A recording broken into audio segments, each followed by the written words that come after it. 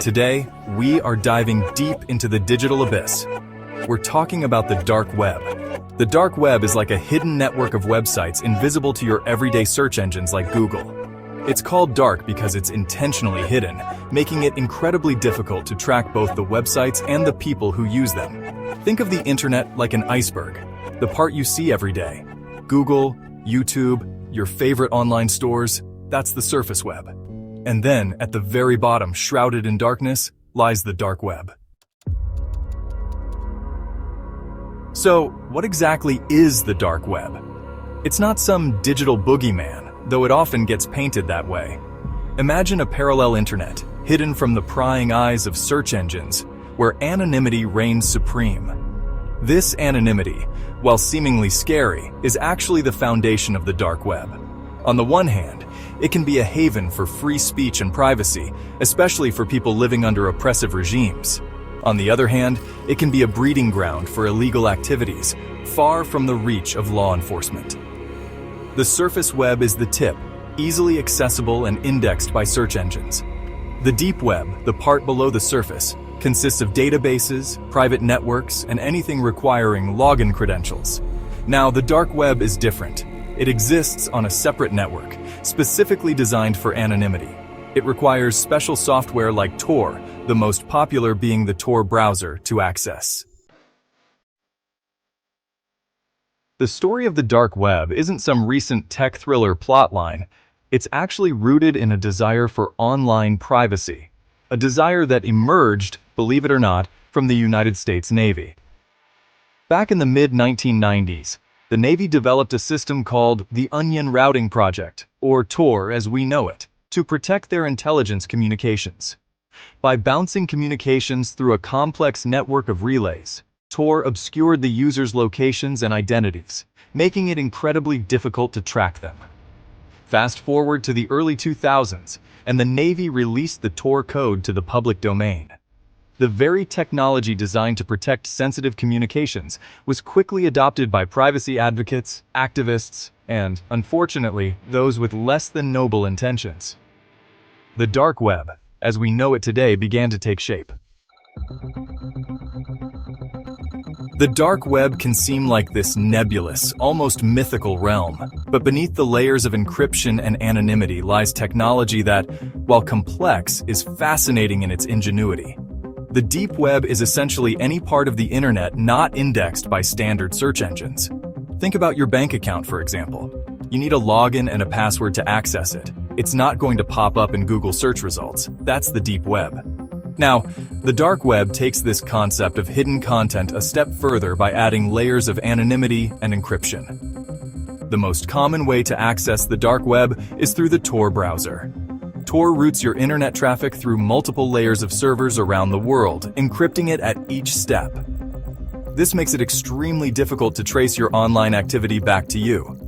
Once you're on the Tor network, you can access websites with the .onion domain, which are only accessible through Tor. Chapter 4: Beyond the Shadows. The unexpected uses of the dark web. When you hear dark web, your mind probably jumps straight to images of cybercrime and illicit activities. And while we'll definitely address that side of the coin, it's important to remember that the dark web isn't all doom and gloom. In fact, it plays a crucial role in protecting freedom of speech and access to information, especially in parts of the world where those rights are suppressed. Imagine being a journalist working in a country with strict censorship laws. You uncover a story that could expose corruption at the highest levels of government. But publishing it openly could put you and your sources in danger. Whistleblowers, journalists, and activists use the dark web to communicate securely and anonymously, safeguarding themselves and their sources. Beyond journalism, the dark web also provides a platform for individuals living under oppressive regimes to access uncensored news and information. Chapter 5: The Digital Underworld: Illegal Activities on the Dark Web. Now, for the part you've all been waiting for, the underbelly of the internet, the illegal activities on the dark web. It's no secret that the anonymity and untraceability of the dark web attract a criminal element. It's become a digital marketplace for all sorts of illicit goods and services, from drugs and weapons to stolen data and, tragically, even human trafficking. Darknet marketplaces, hidden websites operating like your average e-commerce platform, but with an added layer of anonymity, have become notorious for facilitating these illegal transactions. Buyers and sellers, hidden behind layers of encryption, use cryptocurrencies like Bitcoin to conduct business, making it extremely difficult for law enforcement to track. The anonymity of the dark web also makes it a breeding ground for cybercrime. Hackers and scammers use the dark web to buy and sell stolen data, including credit card information, social security numbers, and login credentials.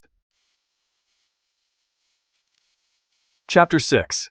Navigating the Abyss, Risks and Dangers of the Dark Web. The dark web, with its promise of anonymity and hidden corners, can seem alluring.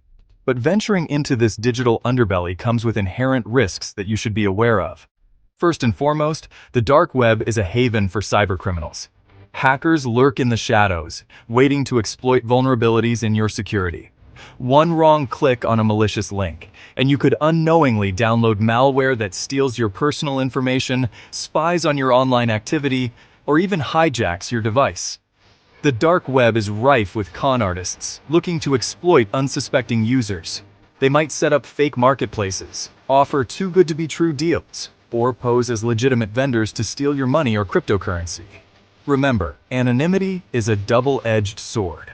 While it protects users, it also shields criminals, making it incredibly difficult to track them down or recover any losses. Chapter 7. Shielding yourself in the shadows, staying safe on the dark web. Now, I know what you're thinking. Why would I ever go to the dark web if it's so risky? And you'd be right to be cautious. It's not a place for casual browsing. But if you're a journalist, an activist, or someone living under an oppressive regime, the dark web can be a crucial tool for communication and accessing information. So, if you must venture into the digital shadows, how can you protect yourself? First and foremost, use a VPN. A virtual private network encrypts your internet traffic and masks your IP address, adding an extra layer of security and anonymity. Second, always use the Tor browser. It's specifically designed for accessing the dark web and offers much better protection than standard browsers. Avoid clicking on suspicious links, downloading files from untrusted sources, or revealing any personal information. Stick to reputable sources and exercise extreme caution when engaging with anyone online. Chapter 8. The Dark Web, a force for good or a breeding ground for evil. So, we've delved into the depths of the dark web, explored its hidden corners, and uncovered both its potential benefits and its inherent dangers. It's a complex and often contradictory world, a digital reflection of our own society, with its capacity for both great good and great evil. The dark web can be a powerful tool for protecting freedom of speech, providing a platform for whistleblowers, and offering a lifeline to those living under oppressive regimes. However, we can't ignore the dark side. The anonymity that makes the dark web so appealing to privacy advocates also makes it a breeding ground for criminal activity. From drug trafficking and weapons sales to cybercrime and human trafficking, the dark web provides a platform for those who operate outside the law. The dark web is a tool, and like any tool, it can be used for good or evil. Logging off the dark web and our digital future. So that was a journey into the dark side of the internet. And I don't know about you, but I'm feeling like I need a little bit of sunshine after that. The dark web is a complicated place, full of contradictions and ethical dilemmas. It's a reminder that the internet, for all its wonders, is a reflection of ourselves, with all our complexities and flaws. And as we become increasingly reliant on the digital world, it's more important than ever to be aware of the risks and to use the internet responsibly.